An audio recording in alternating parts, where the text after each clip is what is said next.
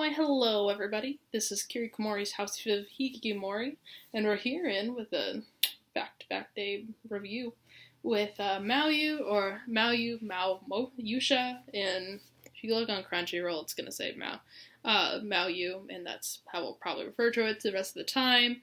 In English, it's Maoyu, arch enemy and hero. It's very... I definitely have been reading to watch this for a really long time, actually. The summary really grabbed me.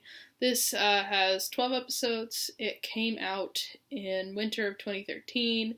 Man, I've been really wanting to watch that for that long. Well, I guess no time like the present, right? It comes from a novel from the same name by Mamoru Tono, and it's from Studio Arms. They don't really have too many titles for their name. Not as many as I normally see. They do have some. Elfin Lead, which probably would be the most famous. But Iki Tosen, Queen's Blade, and Valkyrie Drive Mermaid, which just came out, I think, this year. Which, it's weird. It's kind of all of them. The rest of them are like boobs. And this is like their one, like, not too much boob thing, which I'd say is progress. This is from, the director was Takahashi Takeo. He also doesn't have too many shows to his name. He worked on Rose and Maiden and also directed Roka no Yusha, which was kind of popular. I couldn't tell if it was like forced popular by like anime sites or something, but anyway, I heard of it. I got a shirt from, like, Anime Loot Crate once for it, and it couldn't fit me, which, I don't know. But that's all I really knew about it. There wasn't really anything that I had watched specifically that he had done. So on with the actual show, which is probably what you actually came here for. There's a summary, just another more thing, there's a summary OVA of this that covers episodes 1 through 9, called Maoyu Maoyosha, Kono Monogatari wa Daniko Dake de wa nai no ja, which is a mouthful. I don't see why they needed to add that much, but heck, I'm not a director. Essentially, this anime is basically, if anyone's ever played Civilization 5 or any sort of like those, no, not really fighting, but civilization building games, this is essentially it, and I love it. By the way, this is going to be a totally biased review, of course. That's what every review is, in a way, because it just shows off their biases to everybody else. But, anyway, so this is a different alternate medieval world in which the human world is currently at war with the demon world, and the one human hero forges on ahead of everybody else to go and finally end it and kill the Demon King. Comes in.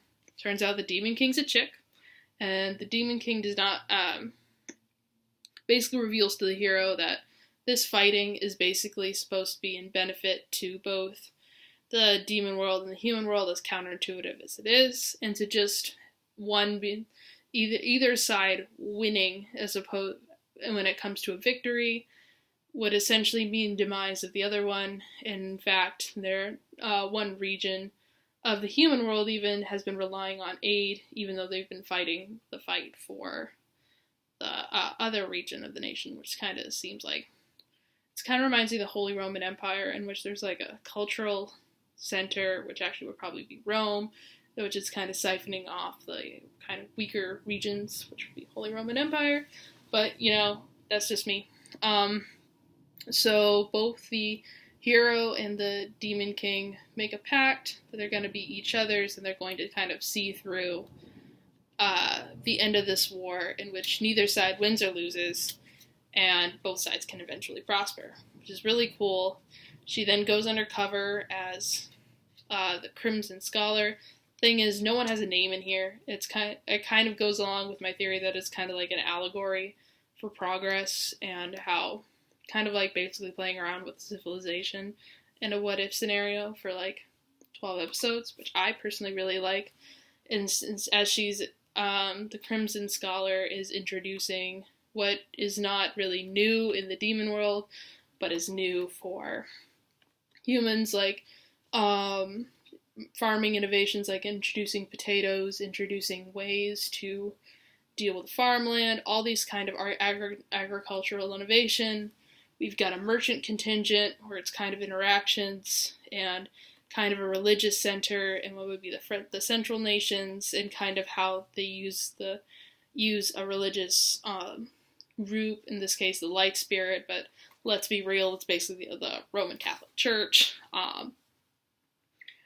basically calling things heretical, things that they don't agree with, or things that would just be disadvantageous to the central nations. And I think this is actually really, really cool. This is not something you see every day, of someone going this deep into like economics and how the interplay between farming and fighting and everything that works with a country and making money, which I think is amazing. If you're looking for action and adventure and like humans slaying demons, please go somewhere else. You're not gonna find it here. There is one pretty cool fight on like on the halfway point, which was really, really cool, but for the most part, that's not what you're gonna be here for. I definitely still strongly recommend it. I strongly recommend it if you're into, like me, all the kind of economics and interplay when it comes to technological innovations. They even do a thing on the printing press, the ability to basically raise literacy and send out messages very quickly. There's a badass speech, like on episode 9 about like free will. It's that kind of anime. It's like philosophy as heck, and philosophical as heck. It's really great. I will say there's only about in the latter half are there some harem-y antics that really doesn't really need to be there.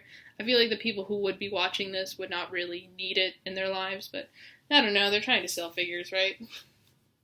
And there is a small like arc at the end where like it doesn't really add anything to the story that I feel like they could have taken out and it would still basically be the same thing. But that's just me. It kind of had a reset button. I think it was just to add a little bit of tension and a little bit of like, well, will they succeed or won't they succeed? But it doesn't really work personally. And it's definitely a non-ending kind of it's the kind of anime that's like at the end it's like, oh, but the journey still continues. I feel like they open up after they tie up most of the, well, I'd say some of the short-term conflicts, they kind of just open up more conflicts, which is pretty weird because there's not really plans for a second season. And it's kind of like, well, we've done this much, but the journey to create a prosperous trade and create a more enlightened society continues. And I'm like, okay, I get it, but there isn't really a second season. Animation's good for what it does. I mean, there's not really too much action to speak of, so it can be forgiven that there's not exactly like mind-blowing like fluid movements, because it really is dialogue and idea-driven story. The pacing's really weird in the sense that they kind of are like, oh, well, a couple months have passed. Which I get, because it's not really a character drama in which things are always happening, or there's like a central conflict where a war has to end. It's kind of more of like a 3-year span of time in which innovations are happening, and we're seeing like the progress and what are the effects of it. Which I get, but it can be a little jarring at times.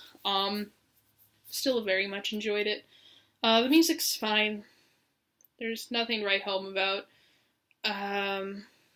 The opening was, it was Mukai Kaze by Yoko.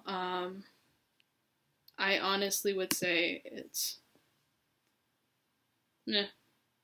fine. The ending I just did not enjoy too much. It was Unknown Vision by Akino Arai. And either way, it's kind of weird. But it's this show is like, it's a total, if you if you hear the summary of this and you think that's my kind of show, you really are gonna feel like that's your kind of show. If you're on the fence, watch the first 3 episodes, and if you're like, oh man, this is pretty darn cool, then go ahead and watch it. But some people are like, I need a little bit more swords and blood and stuff, or at least like a little bit more action. This might not be your show, and that's totally cool if it's not your show. There are billions of other shows like this, but if you're having a hankering for some cool, like philosophy and economics, this is your show. Thank you guys for watching. I guess I can ask for subscriptions and likes and all that and stuff like that and comments of what you thought of it. If you want to do that, and if you are so moved to do so, it's fine. It's a free country, at least here, to comment what you want. And I hope you all have a good day. Let's see. What are any upcoming shows that are possibly for me to review? I'd say I'm currently watching Awaru X Machine Gun and Shinsekai Yori, or From the New World. But those are just things I just started, so I'm not sure it'll actually be out for too long for the time being. We'll see with that when I see it. Shinsekai Yori I'm watching with the Anime Club, and it's kind of 3 episodes a week, and so that would be about 8 weeks about for watching it.